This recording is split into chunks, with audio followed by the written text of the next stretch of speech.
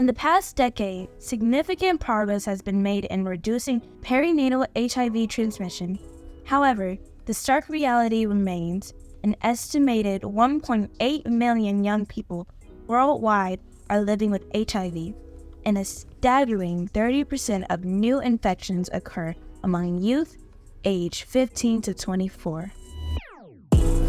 So, how do we, as a society, empower youth with proper knowledge so that they can lead social change and serve as leaders in the HIV response? Today, you'll hear stories from others that highlight some key methods. I think it's important for me to have an open dialogue with my son about HIV because I want him to know the facts. He's going to learn and discover fears from the public, but with me, I want him to have as openest dialogue as possible that will be meaningful about HIV. Conversations like these are very important when it comes to separating stigma from talking about HIV. I have experienced stigma from my mom living with HIV, from other students. Many people are scared to bring up the topic because it's looked down upon as something that's just not right. That's something that just not supposed to be here presently in our world. But it is, and it's easily transmittable. And the fact that these kids just didn't know put a pain in my heart. That's a big part of my life, a bigger part of my mom's, and just a bigger part of the world's. When you separate the fear and the negative talk and your views around HIV, people around you, especially youth, are more likely to reach out and get into care.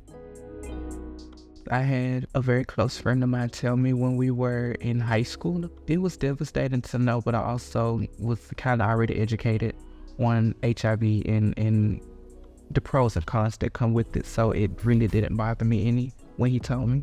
I think I made a huge impact on him because he was in a very dark place when it came to becoming acknowledged of the fact that he was positive. I was there trying to tell him that it's going to be okay, you're going to be all right. It's not the end of the world.